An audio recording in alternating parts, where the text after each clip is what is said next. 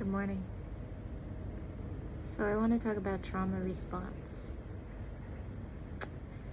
Um, I am about to be going back in for another surgery.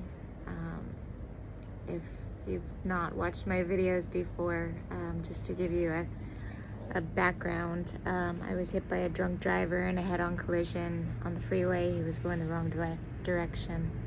Lots of injuries, brain injury, coma, ruptured bowel and small intestine, shattered orbital floor, ripped my breast from its capsule, my implant from its capsule, 4 broken ribs, broken sternum, broken wrist, crushed my right foot.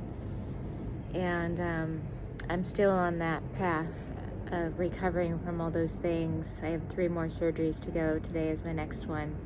I'll be doing an explant surgery, removing my implants since I no longer need them. I'm not modeling in bikinis or sports bras anymore. I'm older now. But I just want to get that weight off my chest, and they'll have to go in and repair a torn pectoral muscle from the accident as well. So trauma response, I want to talk about that. I've actually been diagnosed with complex dissociative disorder, and if you don't know what that means, I'll give you some examples of what my experience have been with it. A lot of the time I spend my days in kind of a dissociative state where I'm not connected to what my feelings are, really rationalizing what my experience is. Not all the time. I mean, this is just sometimes when I'm triggered and trauma response is flooding in. I do get flooded. I get flooded with tears, emotions, things that don't feel reasonable or rational or even proportionate to the reality of what I'm experiencing. For example, this surgery is an outpatient surgery, and it's a minor surgery, I would say, compared to, the kind of surgeries that I've had where they had to induce a coma and everything. So it's very minor in comparison to that. But what happens for me is, on a cellular level, I'm having the experience of crisis, and my nervous system gets completely dysregulated. I went through the whole experience of completely mixing up my days. The other day I was convinced that it was Wednesday when it was Tuesday. Surgery is supposed to be Thursday, which is today. So I'm exchanging texts with my roommate who's going to give me a ride, and she's like, I'm booked, I can't do it at that time. And so I go to the extent of finding another ride to get to my surgery, not realizing it's the wrong day, and that's one example. And then the other night, I walk into the kitchen and I see a light on in the stove oven area. It doesn't register to me to look inside the oven and see that something is being like baking in there. I just thought I computed it as somebody left the oven or stove on, and it didn't register to me to check what's inside. And so I shut off the oven, and my roommate was actually baking something, and I messed up what she was baking, or I think I messed up what she was baking.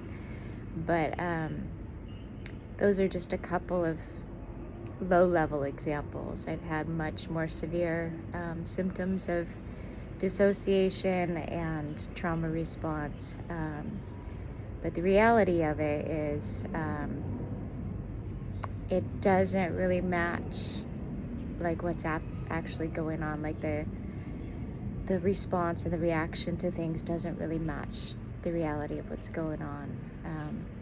And then also the other day, about a week ago, I felt as if I had hit a bout of depression, just kind of out of the blue.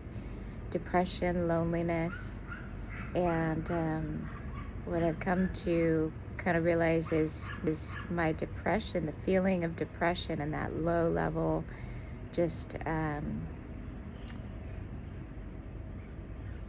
sorrow, grief, blues. I don't know how to describe it. Disconnect. Really, for me, I've come to realize that that is actually a form of dissociation for me at sometimes. I mean, I also do get real deal depression that lasts for a while, and but this, when it kind of comes out of the blue and hits you or hits me like a ton of bricks, basically what I'm experiencing is that disconnect from self and spirit. And along with that, I felt a sense of loneliness. And what I've come to figure out is that that feeling of loneliness is really a fear-based need for attachment to a sense of safety and security, because I'm not feeling that within myself. And all that stuff for me is my trauma response. And I'm going to be learning about this for the rest of my life, because there's always new layers of trauma. The good news is that the more that you identify your cycles and your patterns and your trigger points and how your body reacts and responds to it, the easier it gets. The more you practice self-care, the more you know how to self-soothe and self-regulate. I'm sitting out in the sunshine right now, and that is absolutely medicine to me. Seeing a sunset, seeing a sunrise, if you can do that, that's something that is just wonderful, especially if you suffer from PTSD or different various forms of trauma. I'm wearing like soft and fuzzy clothes. This helps me feel kind of wrapped up and coddled.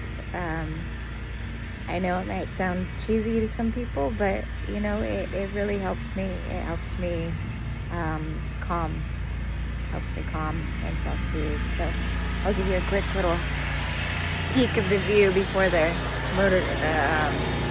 lawnmowers get going. But